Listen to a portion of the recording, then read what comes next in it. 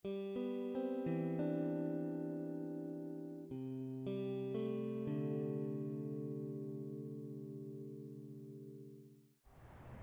किस प्रकार के राष्ट्र की कल्पना कर रहे हैं?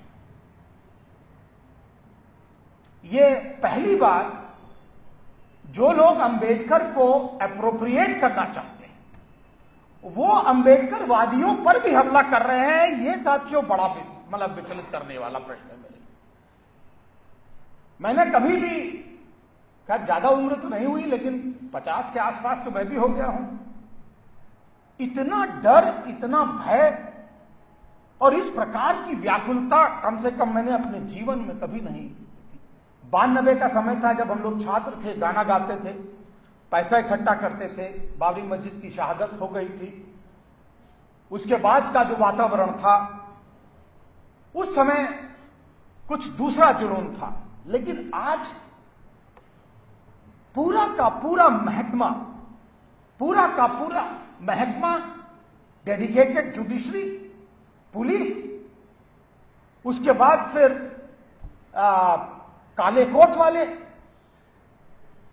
और सरकार के नुमाइंदे, अगर आपको सब मिलकर के एक साथ घेर रहे हो तो बात तो कुछ सोचनीय है। लेकिन मैं यहां पर जो बात कहना चाहता हूं वो इस बात पे, क्योंकि आजकल बड़ी बुरी लग जाती किसी की बात को, मुनव्वर राना साहब का एक शेर याद आ रहा है, उससे बात मैं शुरू करता हूं। बस इतनी सी बात पे उन्होंने मुझे बलवाई कहा है, बस इतनी सी बात पर उन्होंने मुझे बलवाई कहा है कि मेरे घर के एक बर्तन पे ISI लिखा है। पता नहीं कौन सी बात बुरी लग जाए। ये जो यहां पर लोग बैठे हुए हैं, आज हमको अपने देशभक्त होने का प्रमाण देना पड़ रहा है। JNU के एक प्रोफेसर ने इंटरव्यू दिया, JNU के एक प्रोफेसर ने इंटरव्यू दिया और वो छपा कि JNU के अंदर 8-10 प्रोफेसर हैं जो देशद्रोही हैं और ये सब के सब दलित और मुस्लिम हैं, और ये छपा है 15। और मुझे दुख इस बात का है कि मेरे टीचर्स एसोसिएशन ने अभी तक इसका संज्ञान नहीं लिया है। टीचर्स एसोसिएशन को बार बार मैंने कहा कि आप ये देखिए ये क्या हुआ, 20 दिन से वो चल रहा है और SC/ST कमीशन ने इसका संज्ञान लिया है, यहां तक कि FIR होने तक लिखा, लेकिन हमारे टीचर्स एसोसिएशन ने आज तक नहीं। मैं बड़े दुख के साथ ये बात कहना चाह रहा हूं कि विचारधारा के आगे भाईचारा कैसे होगा? क्या विचारधारा के आगे भी भाईचारा हो सकता है? वो वाला भाईचारा नहीं जिसमें हम आपको भाई समझे, आप हमको चारा, तो हो चुका भाईचारा। वो वाला भाईचारा हम नहीं चाहते। हम चाहते हैं कि भाईचारा हो। मैं बड़े दुख के साथ इस बात को कहना चाह रहा हूं। अगर विचारधारा के आगे भाईचारा नहीं होगा तो मुझे लगता है कि लड़ाई थोड़ी कमजोर पड़ सकती है। इसलिए 40 लोगों की लिस्ट बनी है। जवाहरलाल नेहरू विश्वविद्यालय में देश प्रेम पर 40 लोग भाषण दे रहे हैं। उसमें से गोपाल गुरु, जिनको मैं दलित नहीं मानता, उनको मार्क्सिस्ट समझता हूं, क्या अंबेडकरवादियों की कोई भी आदमी ऐसा नहीं जो देश पर या देश प्रेम पर या राष्ट्र निर्माण पर कोई अपना वक्तव्य दे सके? आप जब इस प्रकार की पृथकता करते हैं, जब आप इस प्रकार हटाते हैं लोगों को, तो कहीं ना कहीं आप अपने आप को कमजोर करते हैं। इसलिए बड़ी संजीदगी से, बड़े अदब से मैं यहां पर केवल गुजारिश कर सकता हूं कि इस बाइनरी को मत बनाइए कि लड़ाई राइटिस्ट और लेफ्टिस्ट के अंदर है, कुछ लोग बीच में हैं। हो सकता है जब मैं छात्र था तो मैं SFI का JNU का प्रेसिडेंट हुआ करता था, तो मेरे अंदर कुछ विचार हैं, ऐसा नहीं है कि मैं बिल्कुल साफ हो गया। लेकिन लोगों ने साफ करना शुरू कर दिया कि आप बुला करके केवल एक लेक्चर नहीं दिलवा सकते। Can I can also speak on Indian nationalism from my own perspective? Why? इसलिए साथियों, यहां पर जो मैं कहने जा रहा हूं, एक विचारधारा के तहत अंबेडकरवादियों की अपनी सोच है, वो राष्ट्रवाद के प्रति उस बात को केवल इतनी सी कि जो धर्म का मुलम्मा चढ़ा करके कि लड़ाई सांप्रदायिकता और राष्ट्रवाद में केवल धर्म की है, यह बात अधूरी है। This is not a complete truth, because religion is not and in itself. जो धर्म है वो अपने आप में परिपूर्ण इकाई नहीं है। धर्म के अंदर आंतरिक जो स्ट्रक्चर है, उसका जो इंटरनल स्ट्रक्चर है वो हायरार्किकल है, और इंटरनल स्ट्रक्चर के अंदर लोग बटे हुए हैं। और इसलिए ये जो नाम बार बार लिए जाते हैं, हेडगेवार, गोलवरकर, सावरकर और उसके बाद फिर उपाध्याय, जरा इनकी पेडिग्री आप देख लीजिए, ये लोग कौन है। ये अयादास नहीं है। These are the people who are the upholders of a particular organization. Why only they hold that? वो ही केवल उस संरचना को क्यों अपने हाथ में रखे हुए हैं। रज्जू भैया आते हैं बीच में, और आज भारत सरकार के 17 नुमाइंदों की अगर पेडिग्री देख ली जाए, उनका अगर सामाजिक परिप्रेक्ष्य देख लिया जाए, तो आपको ज्यादा अंतर नहीं पता चलेगा। भारतवर्ष के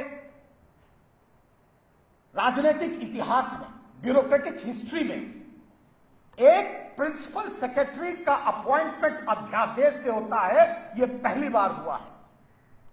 और वह principal secretary prime minister, principal secretary to prime minister, वो अध्यादेश से नामित होता है, और उसका एक जीओ आता है कि नहीं, कोई भी सेक्रेटरी, कोई भी ज्वाइंट सेक्रेटरी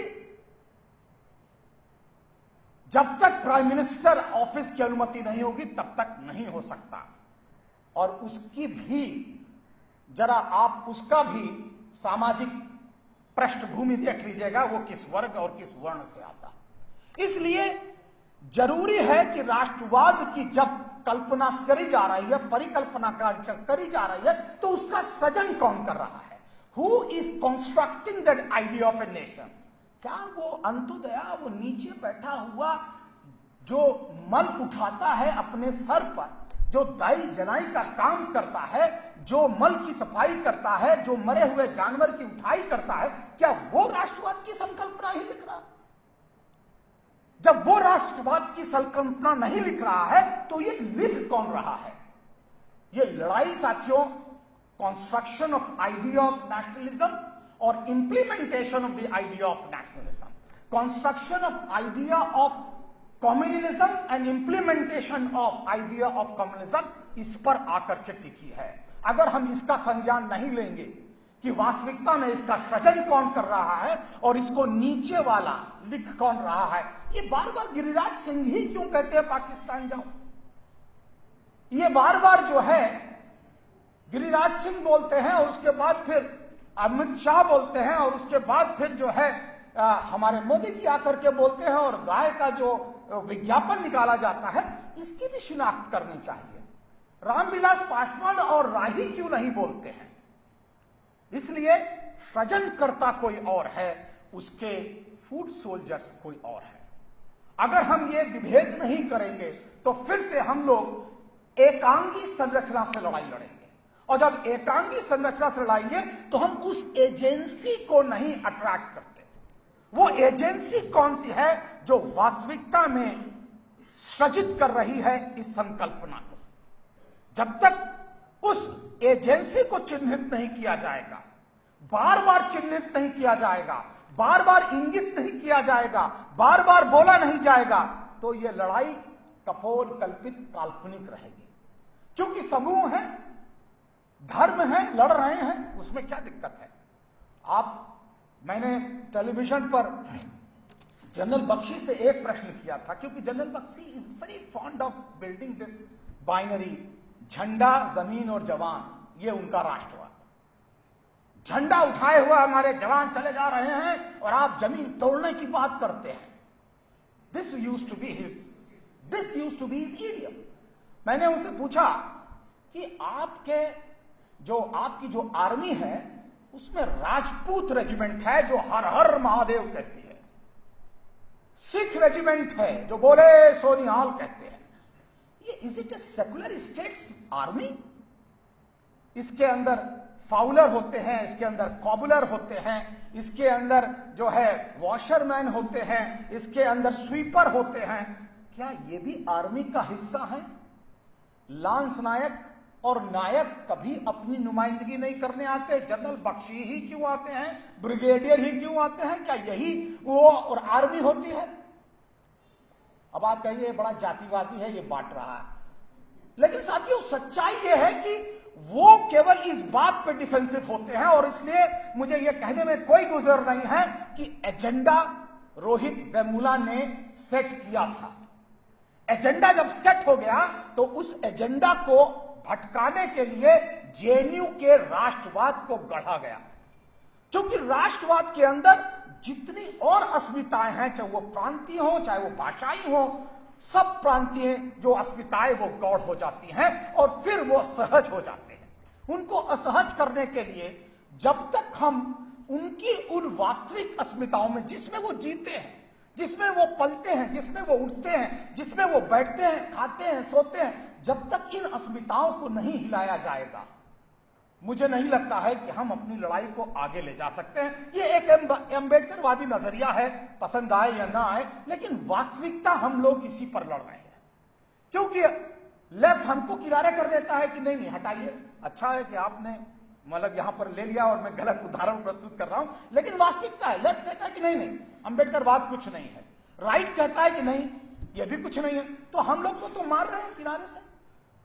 हम लोग को वहां मारा जा रहा है, हम लोग को इधर मारा जा रहा है, हम कहां जाएं बताइए? या तो चुपचाप होकर के बैठ जाएं।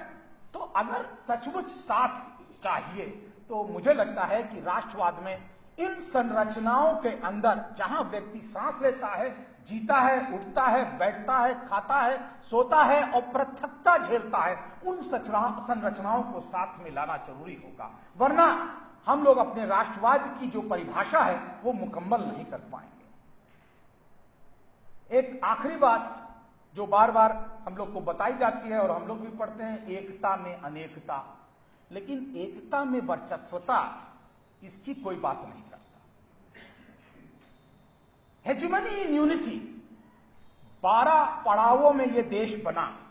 अगर हम सिंधु घाटी सभ्यता से शुरू करें, इंडस वैली सिविलाइजेशन से शुरू करें, तो 12 पड़ाव में यह देश बनता है 4000-2500 वर्ष के इतिहास को, जिसमें आपका पहला पड़ाव सब लोग बताते हैं कि इंडस वैली सिविलाइजेशन, दूसरा पड़ाव वैदिक सिविलाइजेशन, तीसरा पड़ाव बुद्धिज्म और जैनिज्म, चौथा पड़ाव एडवेंट ऑफ इस्लाम, पांचवा पड़ाव जो हमारे भक्ति काल का आंदोलन, छठा पड़ाव सिखिज्म, सातवां पड़ाव जो है क्रिश्चियनिटी और बाकायदा जो है यूरोपियंस आए, आठवां पड़ाव में हमारे आजादी की जंग, 9वें पड़ाव के अंदर हमारा विभाजन और 10वें पड़ाव में हमारा प्रजातंत्र जो कि संविधान के साथ बना।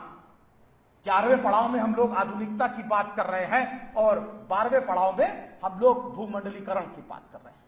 लेकिन अगर इन पड़ावों को देखा जाए तो ये जो हमारी जो विविधता आई है, उस विविधता को गौण करके वर्चस्वता को आच्छादित किया जा रहा है, और वर्चस्वता को आच्छादित करने के लिए हम भेद नहीं पा रहे। कल ठेका दे दिया गया कल्चर का, कल 5 करोड़ में ठेका दिया गया कल्चर का, और बाकायदा वहां पर वैदिक मंचोतार से ही कार्यक्रम शुरू हुआ। आप मुझे बताइए कि हम कहां चले जाएं? उसको सुने कि पिघला हुआ शीशा फिर से डाल ले,